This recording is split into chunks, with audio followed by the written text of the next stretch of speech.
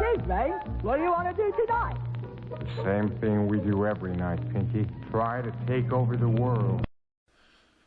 This audio presentation of Dollars Want Me, The New Road to Opulence by Henry Harrison Brown is brought to you by audioenlightenment.com. Copyright 2012, all rights reserved. Born in Massachusetts in 1840, served in U.S. Volunteers during Civil War from August 1862 until October 1865. Taught school, worked under newspapers, lectured in various fields for 17 years, was 7 years a Unitarian minister. I entered my present work of mental healing and teaching in 1893. Editor and publisher of Now since January 1900, I have thus gained by experience that which I teach in my books. I consider none of them of more immediate practical value than this little book. Grateful for the generous reception of former editions, I now send forth its revised and enlarged edition, trusting it will also win me as many friends as the former has done. To all who would be free from the grind of labor. The editor of the delightful San Francisco magazine called Now has written a treatise on financial success, telling people to assert, "Dollars want me," every day, and to live in the thought that shining ore and rusting greenbacks are hurrying to find them. Any other desired object or aim may be treated in the same mental manner, while we also use practical methods to attain it. All the opulence of God belongs to His children. All happiness, peace, health, and usefulness belongs to us. God made no such thing as ill luck. Man made it by false conditions, false ideals, false thoughts, and false deeds. Ella Wheeler Wilcox, San Francisco Examiner. The dollar, this new law of Henry Harrison Brown's, has given me new strength and power such as few could easily realize. O. Hashnu Hara, editor of Wings of Truth, London, England.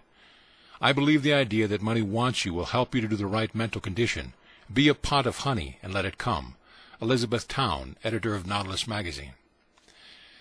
Man's the elm and wealth the vine, staunch and strong the tendrils twine. Though the frail ringlets thee deceive, none from its stalk that wine can reave. The laws of this world are written out for him on every piece of money in his hand. Money, which represents the prose of life, is in its effect and laws as beautiful as roses. Not an instant would a dime remain a dime. In one it would become an eagle, and another a copper cent. For the whole value of the dime is in knowing what to do with it. Money is of no value. It cannot spend itself. All depends on the skill of the spender. He needs no money, for he is value. Emerson. Preface to the first edition. To the reader. This essay upon the dollar appeared in Now as one of the series of 12 lessons entitled Success and How I Won It Through Affirmation. It attracted much attention and drew out from its readers many letters. This appreciation has decided Now folk to reprint it in form for wider circulation. This well conserves the purpose for which it is written. I wish to awaken my fellows to a sense of their present possession and help them the realization of the principle which controls life's expression, so that living being to them a fine art, they will cease to look for happiness in some far-off heaven, but will enter into the enjoyment of the one they create here and now. It is believed that this little monograph and its first utterance of the thought that each individual has the ability so to radiate his mental forces that he can cause the dollar to feel him, lure him, seek him, and thus draw at will all things needed for his unfoldment from the universal supply. It will help you to rise above the drudgery of enforced labor and enable you to enter upon the manifold expressions of life under the joy of spontaneity of childhood. This is the thought which comes to you with this, my lesson of success. Henry Harrison Brown, San Francisco, California, May 1st, 1903. Preface to the 30th edition. The constant and increasing demand for this modest booklet, and a beneficent effect which it has had on thousands of its readers, seems to justify its appearance in a new and enlarged form. May it also have a wider influence and enlarged power to free the mind of its readers from the tyranny of things. Henry Harrison Brown, San Francisco, March 1917. Chapter 1. Supply. He who dares assert the eye may calmly wait, while hurrying fate meets his demands with sure supply. Helen Williams. Harmony. There is neither health nor prosperity without harmony. There is no peace, no health, where there is want. Be it want of material supply, wisdom supply, or love supply. Love, truth, and dollars. These are necessary to human well-being. Mind, body, and estate must be cared for. In order that there be health, happiness, and prosperity, there must be harmony. This harmony is found in merely giving self, the soul, its way. Harmony is living in obedience to mental law. It is found in right thinking. Bane of poverty. Poverty is the main cause of the unrest, the disease, or the unease that afflicts mankind. Remove poverty by right thinking, and all attendant evils will disappear. This right thinking means that there shall be on the part of the individual a change of attitude towards the dollar. Mental attitude. The prevalent attitude is want for the dollar, belief that dollars are power. This must be outgrown, and the attitude must be that all power is in man. Dollars are machines with power delegated to them by man. They are useless without man. Dollars want me is to be the thought of the coming man. A few so think now and have attained mastery of supply. Demand and supply. It is a legitimate demand on the part of each individual that he have enough. To supply human needs is the function of the universe. All is for man. The sun shines for him. The water runs for him. The flowers bloom for him. The grain ripens for him, and the earth teems with beauty for him. All would be useless, would be purposeless, but for him. When he ceases to be, there is no use for the universe or anything in it. Without man, these are virtually non-existent. Man alone gives a meaning, a use, a value, a purpose to the universe. There is enough in the universal one from which all things materialize, for each one of us to have enough to meet all desires without robbing any. Infinite supply is all about us, and yet there is want. Whose the fault? Not of the one. It is in ourselves. We have not known how to claim, nor have we claimed our own. The law of supply. The law is simple and is laid down by the greatest political economist as well as the greatest mental scientist the world has in its historic records. He was not a theologian, neither did he deal with questions of a future life, as many seem to think. He was a sociologist and a socialist. He dealt with a question, the life that is now. His name was Jesus. He gave the law thus: Seek first the kingdom of heaven and his righteousness, and all things shall be added unto you. Study the law. Analyze the law thus: Kingdom of God. Where? Within you. God is spirit, he said. The kingdom of God is then in the soul. It is the ego or soul of man. Know thyself as soul. Know thyself as spirit. This is the law. Live rightly is the meaning of his righteousness. Live in accord with your sense of right. Obey your own conscience. Then all things shall be yours. Things are whatever kind, of all kinds, are manifestations of the one substance. Things are, like yourself, manifestations of the one God. Dollars are things. Dollars are manifestations of the one God. The law is simple. Plain directions, these: live true to self. Live spiritually. Give the first place in your thoughts to the eternal, from which things come, and in all things will come to you at need. First? Yes. Not things first, but that mental condition which controls things. Not dollars first, but that mental attitude which attracts dollars. I trust myself. That mental condition is faith in self as a manifestation of omnipotence. Faith in self as a manifestation of the all-good. Faith in the universe as justice. Faith in the universal one as entirely good. Faith in the life are one, to draw its necessary supply of things demanded for its highest expression. Then let things come. This is all, but it is God. This is strait gate. Few there be that enter it, but all may. Things are second. Few place things second. Dollars, position, influence, show. These in common thought come first. But these are the results of power. First become one with the power. Become the power. And these desired things will come. The ordinary process of business, the customary method of thinking, is to be reversed. Think from inward power. Think from being. Be master. You will then be the master, and things will take their right place. Become one with God by recognizing him as king in your soul. Listen to him in the edicts of your soul. Say as you thus become negative to the higher in you: Now, God, do your work your way, and it will be done satisfactorily to me. No one can fail when he assumes his attitudes of love and trust.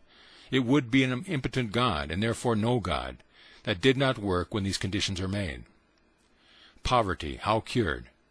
Poverty is a mental condition. It can be cured only by the affirmation of power to cure. I am part of the one, and in the one possess all. I possess all. Affirm this and patiently wait for the manifestation.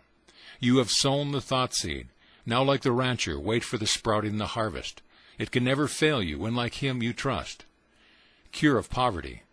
Repeat this affirmation, no matter what the appearances, no matter if hungry, houseless, and alone. Affirm, God is my supply.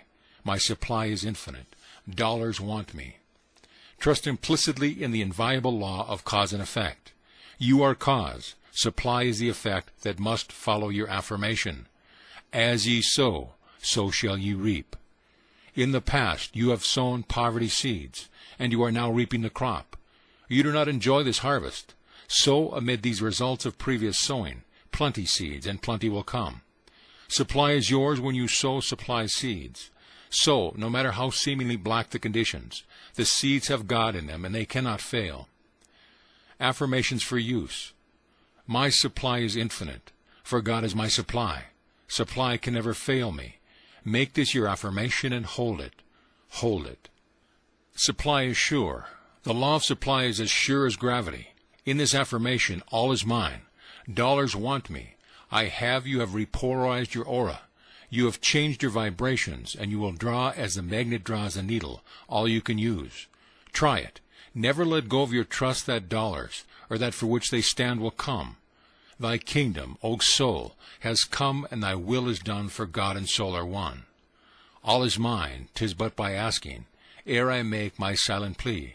Life unlocks her richest treasures, for my waiting eyes to see. End of chapter. Chapter 2, Opulence. You conquer fate by thought. If you think the fatal thought of men and institutions, you need never pull the trigger. The consequence of thinking inevitably follows. Carlyle. The dollar sign. Personal ideals of necessity must differ, yet, since money represents objective power, its consideration must enter as a factor into every ideal of success. Money represents supply. It stands in our thought for food, clothing, and shelter, for books, pictures, and companionship, for enjoyment, unfoldment, and expression. Material supply is the necessity of life. The dollar is the concrete representation of this necessity, but the dollar also means opportunity for the realization of high ideals. The individuals must be free, and until the necessities of life are assured, he is not free. Personal liberty. Thus the dollar stands for individual liberty. Personal liberty finds its basis in pecuniary independence. Financial independence and personal liberty bear very largely the relation of cause and effect. We can almost say that in popular mind the dollar confers liberty. In soul culture, a mental attitude of superiority of the dollar results in personal liberty. There is no liberty to him who feels himself limited by the want of the dollar. Debt is one of the most tyrannical of masters. Mackay well says, "The debtor is ever a shame-faced dog with his creditor's name on his collar." There can be no liberty to him who feels the slavery of debt. Ideals of success. Into your ideal of success, therefore, must be firmly built this ideal of pecuniary independence. This independence does not lie in freedom from debt, neither does it lie in large bank accounts nor the possession of property. Monetary success and personal liberty do not go hand in hand. Indeed, the average man of wealth is the veriest slave, enslaved to the necessities that his monetary possessions involve, and a worse slave to his fears. What is success? Success lies in the mental attitude that arises from the sense of personal power, which meets every condition without anxiety. That cannot be called success, which results in ill health and unhappiness, unrest or fear. Eliminate these from your ideal, and you have, as a necessary commitment of success, financial ease. The new thought. In the old competitive thought, men sought business and wanted the dollar. Under the new thought it is, seek first the kingdom of God, and its right living, and all things necessary to my happiness will be added unto me. The soul has only to exercise its drawing power. When the conscious mind lets itself be led or drawn, it will be drawn to what it desires. Desire is the magnet. Let it have its way. Trust in your own love of truth and love of goodness, and never question. That you desire it is enough. That you desire it is evidence that it already exists for you on the soul side. Be passive to the desire and let it manifest. This attitude is itself success. What to think? Think positively. Things belong to me. I am already possessor. They will come to me at need. Then let them come. If they do not readily come, hold no anxious thoughts about them. Having accepted truth that all is mine, and that all desired conditions or things will manifest, keep on working in an equitable, confident frame of mind, and let them come. Anxiety, doubt, mistrust show that you have not claimed them as realities, but you have held them as dreams or possibilities. Until you hold them as realities, they cannot come. The right mental attitude. Change your attitude toward business. Do not seek it. See it mentally already yours and let it come. Attend yourself to details as they come to the surface. Consider business a principle that will run as runs a mountain stream. When you remove your conscious will from it, all your concern is to be ready to use this business stream as the ranchman uses the water as it comes to his ditch. There is but one power, and that is the universal, the infinite power. Business is power. Business is a manifestation of the one power. Use power as does the telegrapher. Let it come and then direct it. The wisdom for the day comes with the day. Let it come by having faith in self. Work each moment as if what you desire were here and it is here. Place of money. As to money, regard it also as merely the power that keeps business going. Welcome its coming and rejoice as it's going. It never does its work until, like the water in the stream, it is passed under the wheel. The hoarded dollar does not work and is of no value to you. The dollar you spend is the only one you really have, for by the experience of spending it, you gain a growth, an enlargement that is yours forever. You are power. Money has only delegated power. You direct its expression. Change your attitude toward money. It is not the almighty dollar. Almighty power uses the dollar. Say to the dollar, I do not need you, you need me. You are of no use until my brain and hands use you. You wish to be used. You come to me that you may be used. I do not need a dollar. Dollars need me. Assume this mental attitude and see what a change it makes for you. For you will have changed your aura. Dollars will draw on. You need not think of their coming, for they will come to you through the opportunities which this new mental attitude revealed to you. Think only of using them. Mental attitude towards dollars. Change your attitude towards the dollars you have. Tell them they are of no use until they are expended. As you see them lying about, say to them, idle dollars go to work. Go out and circulate. Each one of you go and pay 1,000,000 in wages and debts. When I need you, come back again. You are useless and have no value until you go to work. Then let them go to work, knowing that, when you send this thought with them, they and their fellows will come back to you to be set at work. Spend the dollars. Before you spend a dollar, the question comes, is it right? Whether you have a single dollar or whether behind the one you think of spending are 1,000,000 makes no difference. If it is right to spend the dollar in the proposed way, had you the 1,000,000, it is right thus to spend this, the lone one.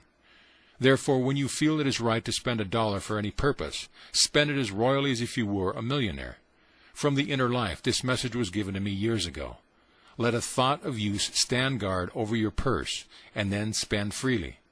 Amend this by affirming, a thought of the righteousness of the spending stands guard over my dollars, and I send them forth with blessing. Thoughts do the work. These dollars, like every thought of good you send out, will return to bless. You do business with thoughts only. Dollars are but materialized thoughts. Each dollar in any man's hand represents his thought in material form. Send out at all times with your dollars the thoughts you wish to return to you. For what you sow in your dollars, you reap in dollars that either do or do not come back to you. Put the thought of success, happiness, and health into every dollar that passes out, and it will return so laden. Pulls of thought. Having acquired the proper mental attitude, there is something necessary for you to do to draw the dollar. Your magnet of desire must have two poles. First, you must have something which the world needs and is willing to pay for. In this respect, you must follow the law of supply and demand.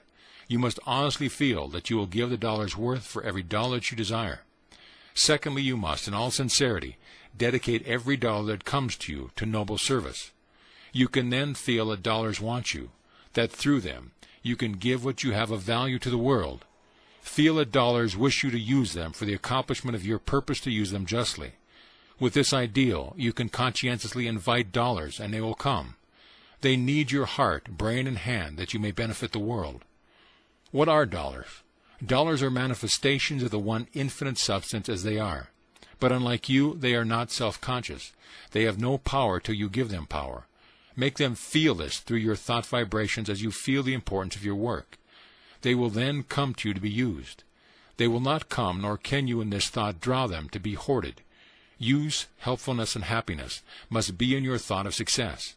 This held firmly, perseveringly, as your affirmation will turn the current of dollars your way. What to think? Your thought should be, I possess that which the world wants. Dollars want me to use them. Dollars want me. In scattering that which I have to bless, use these affirmations persistently. Dollars love me. Dollars want me. I am ready to use dollars, and they freely come to me to be used. Make low limit as to the amount. Claim abundance. Claim all you can use for good. All that is needed to enable you to be useful and happy. Abundant supply be your demand. End of chapter. Chapter 3. Time a factor.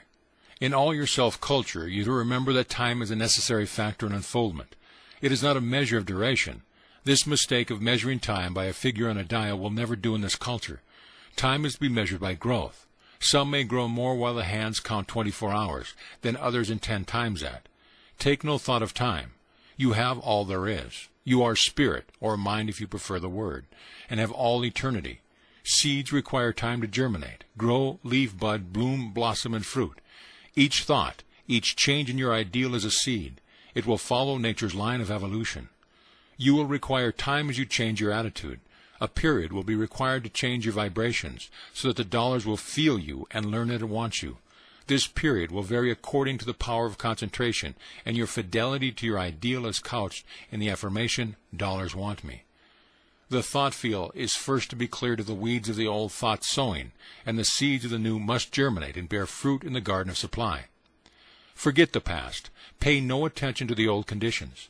Keep at your affirmation, knowing it is the gate to the reservoir, and every irrigating ditch will soon be full of water and can come down from the reservoir to it. I want. The echo, I want dollars, must become still before the real sound of dollars want me can vibrate in your aura. Know, as the merchant knows, that he was that which the people want, that you have that which dollars want. In your thought, in your hand, in your life, advertise your purpose to the dollar. Tell it that it wants all these, that without you it has no power, that without you it can do nothing. Tell it that all it wants you have, that it will come to you that may accomplish its mission. Then, like a patient merchant, wait for your customers. Dollars will soon flock. As do customers to a bargain counter. The want column has attracted them. Use here only the same common sense, perseverance, and patience the successful businessman uses, and the dollar will find their wants supplied in you, and you will find supply. End of chapter. Chapter 4. Fundamental Considerations. The Consciousness of Want. God hid the whole world in thy heart, says Emerson. This fact man has been long in perceiving. From caveman to 20th century millionaire, the propelling force has been a consciousness of lack. I want food, said primitive man. This drove him to activity and led him to unfoldment, for it awakened in him a consciousness of his ability to supply that want. It led him to recognize the fact that food already existed. He did not, however, reach our higher viewpoint. Neither has the 20th century millionaire reached it, for he still shares that primeval ignorance and says, I want dollars. This little book is a call to him to leave the primeval attitude and come up into this higher plane, where he will hear the world's work calling to him, I want you. Necessitate the spur to unfoldment. In the development of man, necessity has been a big incentive. Necessity has driven the wheels of progress. Animals also feel the spur of necessity. But there is in man a plus, the imagination, a psychic quality, which has been a stronger factor in his development than has been animal necessity. This power of imagination differentiates him from the animals, lifts him above the animal plane, and makes him man. The ideal. It was imagination that led cavemen to paint his face and to carve pictures on bones.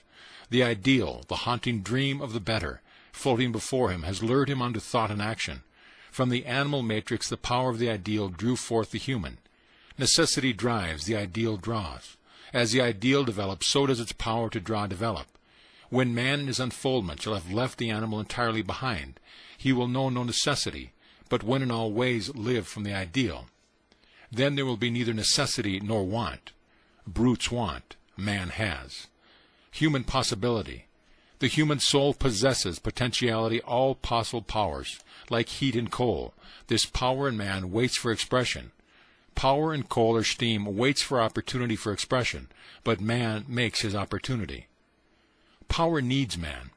As fast as man learns that the power in coal, electricity, or radium waits for him to use it, he puts them to use and learns that from all eternity they have waited for the thought necessary to direct them and work for him. All things await man's thought. All progress is but a change of mental attitude toward conditions that exist. A weed is a plant man does not know the use of, says Emerson. So the condition, whatever it be, that is today untoward, when man knows how to use it, will be found favorable. There are millions of weeds waiting for man to learn their use. Weeds want man. They will tell their secret to the listening ear. Weeds as well as roses live for our happiness. The ideal leads to discoveries. Desire for something new led man to find coloring matter in that which were useless weeds, to find food in others, and in others clothing and building materials. Plants, minerals, and unknown forces are still waiting for man to use them. Man is ever to think, new forces want me. Love of the ideal. Love for the ideal leads to desire. Desire leads to action. Action converts untoward conditions into the actual ideal. In the old thought, man was controlled by want. He was ignorant of his place in power in nature. In this thought of want he labored. Aye, even in his religious life, he wrought in the want of heaven. But the fact is, heaven holds out rewards for man, because it wants him. Want is a lack of manhood. Want is born from the non-intelligence of the brute, which man has not yet outgrown. The individual, conscious of his power, does not want. He knows that whatever is needed for his health, happiness, unfoldment already is. All he needs to know is where and how to get it. The psalmist said in a most matter-of-fact way, "The Lord is my shepherd, I shall not want." Why? Because the power that called him into being prepared conditions for him before he came. Jesus saw the same truth in the realization that he was an integral part of the universe. He said, "I and my Father are one. All things that my Father hath are mine." And he had learned how to get them. He could not lack. He knew his power. Even the wind and the sea obeyed him. Nature's demand. Things for man and not man for things. Whoever realizes this truth cannot want. All nature wants him, is constantly bidding for him, and even lying in wait for him. Opportunities are ever present for man to use. Power and things which represent power at all times present for his unfolding into consciousness of himself as being, as a child of infinite wisdom. The constant enlargement of this consciousness causes a constant change of mental attitude, so that man learns to use opportunities and conditions instead of being used by them. Worth of a man. When once an individual has reached this consciousness of himself, he realizes the value of Emerson's admonition. Let a man know his worth and keep things under his feet. Let him not peep or steal or skulk about, and down like a charity boy, a bastard, or an interloper in the world which exists for him. He will know that all that is for the unfolding into consciousness of the embryo God which he is. Following the ideal, he will follow into love his ideal, and there will constantly open fields of activity that want him. There will constantly be more power asking him to harness it. In radium he is finding only the promise of future knowledge, a vaster use. Power is an atmosphere that cannot be limited or lessened. In consciousness of himself, as power to use power, man will not seek to possess things, but will learn to use things. Thus will the law be fulfilled. Seek first the kingdom, then will things be added. No life waste. This truth perceived, man will not waste life in hoarding and clinging to things. Each day he will use and love everything that is his to use, and thus will develop his power to draw other things that want him to use them. He will gradually unfold the ability to see and improve the incessant opportunities that force themselves upon him. He will come to know that nature wants his thought and love to help her express her latent forces, which are merely waiting for the hand of man to loose for his use. Nothing has value save that which adds to man's health, happiness, or usefulness. Said James Freeman Clarke, "Nature writes upon all her works, service to man." Inventions. The power of the inventions of Watt, Stephenson, Edison, and Langley to revolutionize civilization is small compared with the transforming power flowing through the mental attitude expressed in the thought. Things want me. Dollars want me. Nature wants me. God wants me. Power of truth. Every new perception of truth causes changes in every line of thought and endeavor. Not an avenue of human expression, but was changed by Copernicus, and by Darwin, Wallace, and Spencer. The truth that a tan is wanted will work a greater advancement in spiritual welfare than these perceptions of scientists and philosophers have wrought in material and intellectual good. Universal principle. The principle is universal. Man must entirely reverse his attitude toward nature, himself, and things. He must recognize that, at the crowning expression of infinite power, he is to accept his place as the ruler, and he is to exercise dominion over all things. He must affirm, the world exists for me. It is for my use. It has no other use than to minister to me. Without me there is no purpose, no ultimate in nature. Social change. There can never be a happy and equitable condition in society until the present attitude of want is changed. Whenever the race shall affirm, things want me, then the millennium will be near. Man will then see that he is infinite in his possibilities, that time and things are simply the means by which he comes into consciousness of his own divinity and immortality. That change comes to each individual where he learns to affirm in truth, I possess, in place of, as he now says, I want. Dollars want me in place of, I want dollars. Great is the change. This change is so great that when proposed to the average man, he no more sees the principle and its import than would the boy by Franklin's side have understood it. Had Franklin said that the lightning which was drawing from the sky would run streetcars and drive automobiles and airplanes, dollars want me, will work at no less marvelous change in the world's social life. Criticism. I am aware that the principles of this little book are an easy mark for the humorous or satirical pen of the superficial critic. Plain as my point of view is, the blind critic can easily miss it, and the point of view is all important. The position of the book. I affirm the infinite possibilities of the human soul. I have faith in man as power to overcome all limitations, and to realize that he is able, through expressing his divinity, to have dominion over all nature. He will have this as fast as he learns his power. I affirm that there is but one power, one mind. All phenomena are but a manifestation of the one, the self-conscious manifestation of that mind, man, because he is self-conscious, has power to command obedience from all that is not self-conscious, to command all that is not himself. Money, being a part of all, and also being a creation of human thought, is subject to human will. All this my critic may not accept, and consequently he will look from the old thought point of view. Having no thought in common, he cannot agree with me. Work and practice. Do you wish to know the truth of these principles? Practice them and await results. The final test is always, by their fruits ye shall know them. Practice is necessary. No ideal can be reached without great effort. Your desire must be accompanied by earnest work. Indolence will never draw. The magnet works or it will not draw the needle. Thought is work. Concentration and will and effort are necessary. Plan and stick. Accept the principle, and then, as the architect plans and concentrates on his work till his house rises complete, for otherwise it would be a medley. So one must build an ideal of opulence and stick to it, no matter what comes, until he actualizes his ideal into the objective. It is no easy task to develop the faith that moves dollars, but it is easier to endure the poverty. Let one be persistent in thinking and declaring, I am rich, as he has been in declaring, I am poor. Let him with equal persistency say, I have dollars, as he has been saying, I want dollars. I will promise him that he will grow into that mental attitude of perception that will see and take advantage of opportunities to earn the dollars that lie all about him, now unperceived. No man can do his best under the thought of poverty, under a thought of want. Knowing his ability, the workman does his best. Under fear, doubt, mistrust, he can never do good work. The poor workman quarrels with his tools. The good workman knows he has the power and uses the best advantageous tools. It is always the mental attitude that determines success. Let that attitude be, business wants me. An instance of success. A gentleman in my class in Boston who furnished a noon luncheon to hundreds said, Mr. Brown, I don't understand how dollars want me. Why did you select that location for your business, I asked. Because it was at the center of business district, and there was an opportunity for me, he answered. Surely, I said, you have answered my question. You went there because business called you. Business wanted you. You said, men want dinners and I go to furnish them. He saw the point, applied it, and thinking thereafter, men want dinners, drew men and increased his business. We radiate a mental atmosphere that is sensed and is potent. He who says, I want your dollars, repels you.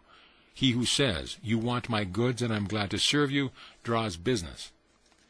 Rockefeller, when you realize the power of mind through concentration and right thinking, you will see that the great financiers each unconsciously applied the law which this book teaches.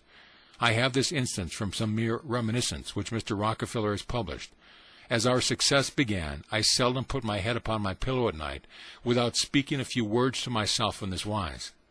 Now a little success. Soon you will fall down. Soon you will be overthrown, because you think you are quite a merchant. Look out, or you will lose your head. Go steady. These intimate conversations with myself, I am sure, had a great influence on my life. I was afraid I could not stand prosperity, and I tried to teach myself not to get puffed up with any foolish notions. Talk to yourself. Treat yourself as teacher and pupil, as doctor and patient. With constraining directness, make your affirmations to yourself.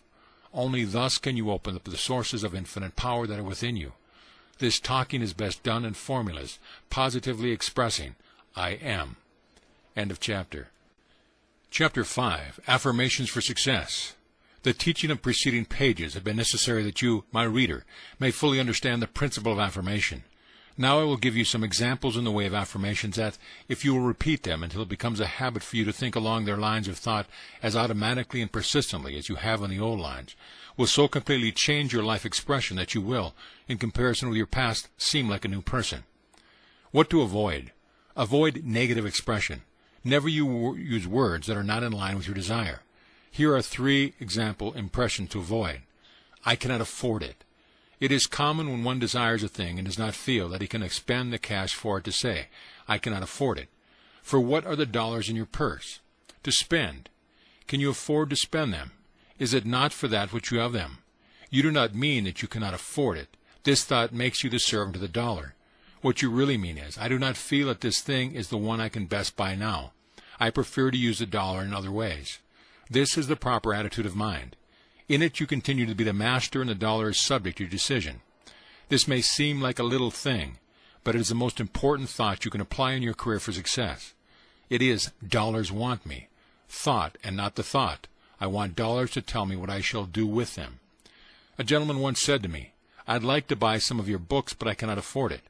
Excuse me, said I, you smoke 10-cent cigars. Certainly, was the reply, at least 5 a day. Sure, he said, you can afford them? I do. Then you will pardon me. You should have said, I can afford to buy some books if I decide, but I prefer to spend $1 for cigars. This is your privilege. Exercise your personal liberty and be master of your pocketbook and say, I spend the dollars I desire. I have spent so much. This is a second bad expression. Have you spent or exchanged that which represented value for something of value which it stood for? You bought a suit of clothes. $20 exchanged for clothes. In taking on account a stock, you only changed $20 from cash account to assets. Your account balance is the same. Investment. Another way to look at money expended is as an investment. $50 invested in mining stock, and you look for dividends. So invest every dollar that passes out of your hands. It is an investment in education, in health and experience. Feel thus toward the dollar as they go, and then your mental attitude will be so clear that you will see opportunities for other investments that will bring sure dividends. Regret, sorrow, fears, remorse, and all such attitudes of mind so cloud the judgment that other effects similar to these regretted will follow. Happy, peaceful, contented, trustful, self-respectful mental states keep the reason. Conscious in judgment, clear and proper investment will be made under them. Always see a dividend coming in from every dollar that goes from your purse. The greatest of all dividends is experience, for it is ever afterward a mental asset that increases the value of every decision. I've lost so much. This is the third bad expression, is akin to the spending idea, but worse. Away with it. The lesson learned is worth at all cost. Nature always gives measure for measure. So much experience for future guidance is always adequate recompense. All one gets out of life is a result of experience. Experience is the expression of life, the pressing out of life into consciousness. All our present consciousness is a result of experience. The present is but adding, through experience, to the sum total of our consciousness. So is it true that we act with all our past and think in the present. For this reason, no one has any cause to regret or repent or to be sorry for any experience. One is today in consciousness all that he has expressed of the infinite possibilities of the soul. Let him say, I have always expressed as my reason, my desire and my will have determined. I have learned by experience what expression bring happiness and what misery. According to my power to choose, to decide and to persist, have I used the experience. Because of my use of dollars, I learn how to use them if I am wise. If I do not learn, then the want which I allow myself to feel for the dollar will be the cause of more suffering. Once one has mastered that want by realizing the principles set down in this book, he will feel no sorrow over lost dollars, for he will know that the dollar spent, or the dollar others call lost, is his as experience forever. End of chapter. Chapter 6. Financial Freedom. Financial freedom is a real desire which actuates men in their labors for the dollar. That freedom will never come as long as one puts in the dollar any power to add to, or to detract from his happiness, until he realizes that it is his attitude towards the use of the dollar that will bring satisfaction. There will always be the cry of want. Affirmations. I therefore recommend that the following affirmations be used till the mental attitude they express becomes habitual. I desire a deep consciousness of financial freedom. I desire that a flow of prosperity become equalized. I desire a greater consciousness of my power to attract the dollar. I desire a constant success in my business. When you have used these until you are conscious of a definiteness in your desire, you may use the following. I have a deeper consciousness of financial freedom. I am financially free. Dollars want me. The indwelling power cares for my purse. I have whatever I desire. I have no question of expenditure. What I feel I need, that I purchase. I can afford to use dollars for my happiness. I have clothes, food, books, entertainment, and whatever I need for health, happiness, friendship, and service to others. Here is another which may be developed with the assistance of a friend for myself in time of my own weakness. I must always say to myself, I am financially free. I must see it that the two men, the material and the spiritual, that I am, shall blend to the purpose of financial success. I see myself in such a financial condition that the money is always there, actually, vividly there, to use freely and in fullness. I always have a good bank account. I actually see it. My one idea of the law is to use, and use. I insist most rigidly upon using my law most persistently until I have my full demonstration. I have strength of character, stamina, backbone, powerful purpose in accomplishing. I demonstrate that I'll have my home, funds for business, for recreation, and for any improvements in myself. I affirm real emancipation, real freedom to make the very best in my life. End of chapter. Chapter 7. An Editor's Opinion. O. Hashnu Hara, editor of Wings on Truth, London, in the April 1903 number of that journalism, has this to say of the law of opulence. The February issue of Now contained an article on opulence. I have read a good many articles on opulence. Some have impressed me, some fell flat as a pancake. This one did not. First of all, it's placed all my former theories in a wrong light. My idea was to say I want. It is quite true that when I did this, I generally got what I wanted sooner or later. But if H.B. says that you must not say I want, in effect, he says you must affirm, I do not want dollars, dollars want me. H.B. is right.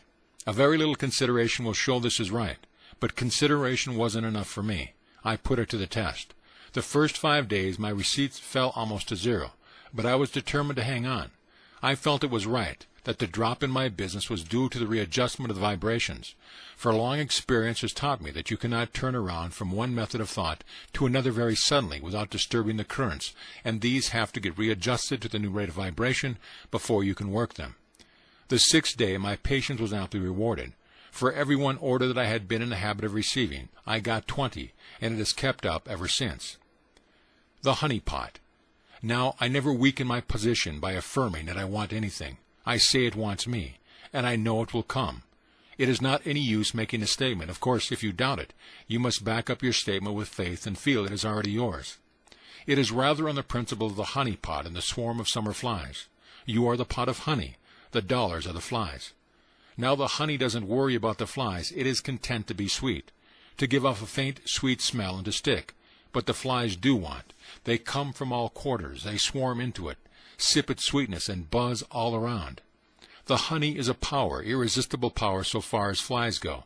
They want. It is a greater center of attraction. Now say you run some particular line of business. You are the honey. In the world there are many people who want what you have to give them. who will gladly pay cash for it, who cannot help being attracted to your honey, as the flies might be. Thought is power. Your thought is strong and potent beyond measure, but when you assume the wanting attitude, although you do most certainly attract, it is nothing like the powerful attraction formed by your quiet, confident attitude of absolute conviction that the thing wants you. The attitude of desire is strong, but the attitude of certainty, of possession, which this new thought makes possible, is wonderful, and a veritable tower of strength. It has made things possible to me that were quite out of the question before. End of chapter. End of book. This audio presentation of Dollars Want Me, The New Road to Opulence by Henry Harrison Brown has been brought to you by AudioEnlightenment.com and has been recorded for the exclusive use of Audio Enlightenment members only. If you have received this audio from any website other than our own, please visit our website and let us know at your convenience.